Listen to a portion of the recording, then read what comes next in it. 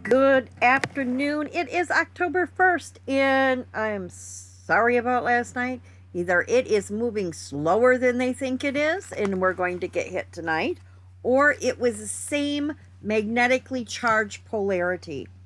And so we're going to think about when we were little kids playing with those bar magnets in elementary school, and you push the magnets together, and when we had a north and a south, they connected, but when we had a north and a north, they rejected each other and pushed away. That may have been what happened last night. We're just going to have to wait and see what happens tonight. We are looking at Ashlee Maier's photo. She was out with me last night. We got some interesting shots, and this was one of her beautiful shots of the Milky Way at Bowers Harbor. She did a fantastic job, and I wanted to share this with you. I'm really proud of the work she does. Some note tonight, we are going to be at Empire. I am going to bring some firewood with me. We will have a campfire going out there to keep warm. We are going to bring some sparklers with us, but if you have kids, please bring some glow sticks or some extra sparklers with you because I have a limited supply. Please bring any additional s'more makings with you if you have children, or if you want to make s'mores tonight, and bring some pick up some marshmallow sticks because I do not have any marshmallow sticks. So bring those with you tonight if you're going to meet us up in Empire. And we're going to keep activities going with the kids while we set up our cameras and shoot along the beach, and the kids can run and do light painting underneath the auroras, and it'll give us all some really interesting photography that is unique and different, and we're having fun, the kids are having fun, and it's all going to make memories that we all treasure. So, jumping to our sun in our heliospheric viewer here, you're going to notice we have over here at 2011 a little filament here that keeps shooting up. Boom! This is one of our major players in the last 2 days that is creating a filament. And here we have one takeoff from 3107 down here that's produced like 2 or 3 CMEs down here. And right here is one of our big players that I'm watching for. This is where I think our M-class flare took off. You can see it form right here, pop! And then it's going to go pop again, and you're going to see a great big shadow of a CME burst out from here. I think this is going to be a real big player right here. Just watch. It's going to go again. You're going to see a great big shadow of plasma leave right there. Whop! Here we got a big old bunch of stuff leaving right here. And you're going to see it leave. It'll be just like a shadow moving through here. Got lots of activity through here. And this is where, right there it is. Boom, look at that.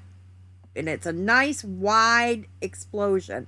This is actually 3113 that is developing, and that shot out from 3113. Now, worth noting down here, I think down in here somewhere is where 3114 is forming. And if it's forming anywhere around this nice big roping filament that's lifting off the sun, that is good news, because when we see these great big filaments, and you've got some starting up here around 3111, these roping filaments are the things we want to see developing activity around, because that will lift those off the sun, twist them, break them, and that's what shoots that plasma off into the atmosphere and into space, and that's what creates CMEs. So that's what we want to see happening.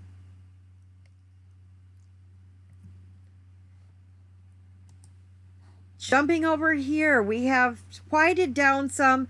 We are in the C-class range, but we have nice steady activity going there in the C-class range. Jumping over, looking at our sunspot regions. I'm going to scroll up here real fast. We have 3112. That is the region. These two regions were big players last cycle. They're back. They're really active. This is the one that's been producing a lot of steady flaring, and it is now rotating into view where we can see it. I think right down here is where 3114 is developing, right underneath that great big roping filament. And 3113, just shy of Earth facing, still could send enough activity back toward us, or out enough that we could catch the activity swirling back toward us. So if it erupts again, it's going to give us some activity. Looking at this, we have a different classification. This is a beta delta classification. This means, delta means we have opposite polarities in one penumbra. Okay, so in one, I'm going to scroll down here and we're going to find 3112 here. So this is a penumbra.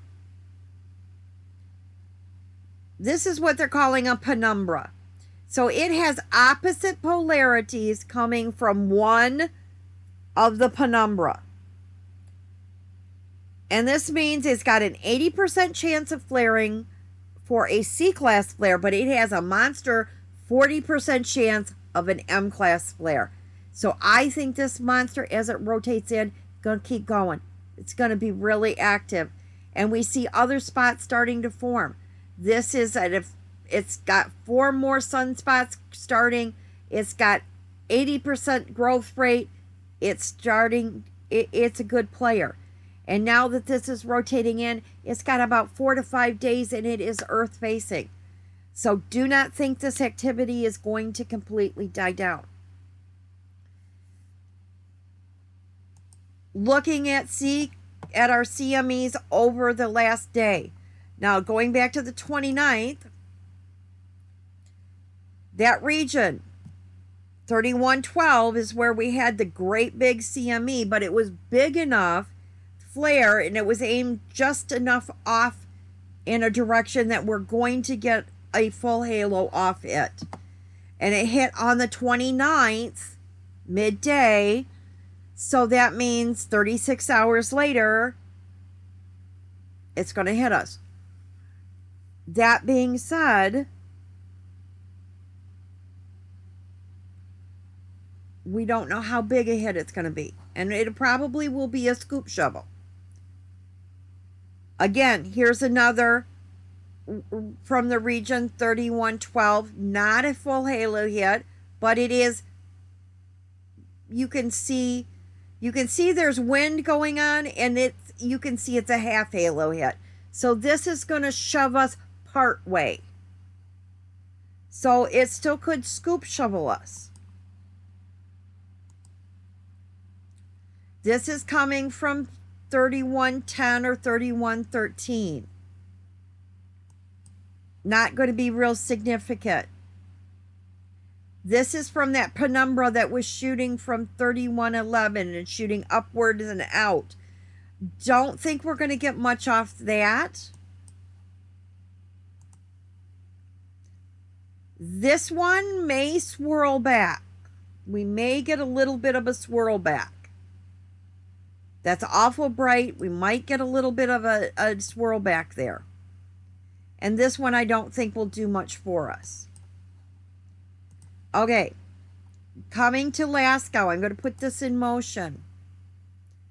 You can see we've got a nice steady wind. It stays nice and steady all the way through, and there's little puffs that come out all the time. And you don't really notice them until I start doing this, okay? When I put it backwards motion and I speed it up, you can really see those puffs of outward energy. And those puffs of outward energy are moving faster than that solar wind speed. And for those of you that don't understand what I'm saying, that are new to our channel, those puffs of energy, those little CMEs where you can see that there's thicker density stuff right there, I want you to think of it like a snow shovel. Okay, you've got a driveway covered in snow, lightly covered in snow. That's our steady solar wind. So we're bringing a snow shovel across, and it's moving a little bit faster. And along that lip, there's a little bit denser snow. And as it comes across that light wind, it's scooping up that snow, and it's making it denser and denser and denser, and it's shoving it a little bit faster. And so when it reaches Earth, it's got a little bit faster punch, and it's a lot denser, and it's going to ramp up any activity that it had. It's going to make it a little bit bigger. And that's what I mean by a scoop shovel event. And so I expect some of these that are coming around here to pick up some of that solar wind and scoop it and make it bigger. And I'm confirming this by looking at our LASCO two that's coming at us. Earth is over here. You can just see these nice steady winds coming out, and you can just see the puffs of energy blasting out. Puff. And a puff. And a puff. And it just comes out. Puff. Puff, puff. And some of it's directed right at us. Some of it might go over the top of us. But we're going to get a shove from that wind and that plasma. So I think we're going to be in good shape here. Jumping over to the space enthusiast page. Sorry, I can't talk today. Looking at our phi angle. You see how this is riding right down the middle? This is telling me the north isn't connecting, the south isn't connecting, and it is literally just rejecting all the magnetic energy out there. And it's just pushing it away from Earth because it's got the same type of charge to it. It's like those magnets, it's pushing it away. So hopefully we get a different type of magnetic charge today. And you want to look for this to flip, flop, flip, flop, flip, flop, flip, flop. And then you know that we get an onset. When that starts rocking back and forth and becoming broken, you know that we're taking a solar load and it's connecting. Our density is up. Our wind speed is fantastic. We're past the point right here. Well, let's put this in motion. We should be taking the load relatively soon. We're midday today, and we should be about the point that we're going to start taking that load.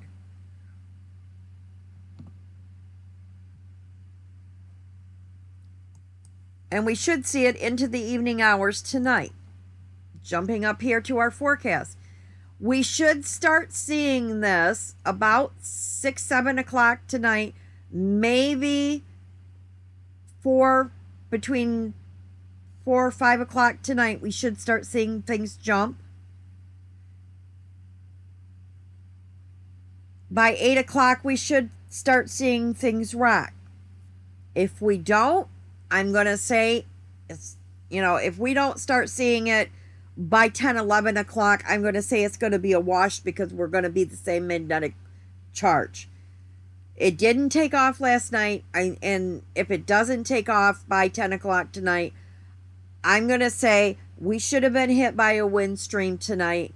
If it doesn't hit by 10 o'clock tonight, I'm going to say go ahead, go home, call it, because it's going to be the same magnetic charge.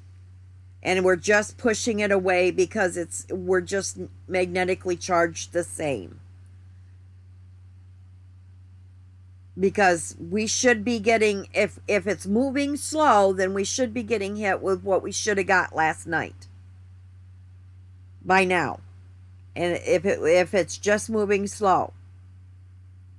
If it's magnetically charged and pushing it away from us, then it won't hit us at all. So that's where we're at. Hopefully we get something different, and we could, from any one of these sunspots, it could be magnetically charged differently. Any one of these solar flares could be charged magnetically different, and they could send out a different charge. We're just going to have to be patient, people. This is part of aurora hunting. It is difficult. It's about patience. It's about determination. It's about being the one that's still out there sitting there waiting, even when you think all hope is lost. The apps are all over the place. None of them are making sense. None of them are agreeing. I went through 3 different apps and each one of them said something different. Don't know what is going on. This is just a freaky storm and sometimes this happens. My gut tells me it's the same magnetic charge, and unless one of these flares lets off something different, it's not going to change right now. So let's wait and see what happens tonight. Maybe we get something different, but maybe there's something with that coronal hole. I don't know. We should have gotten it and we're not getting it.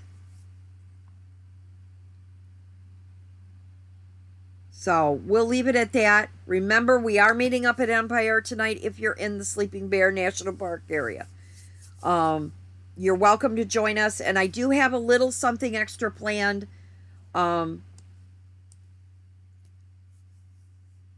It has to do with Canada this week.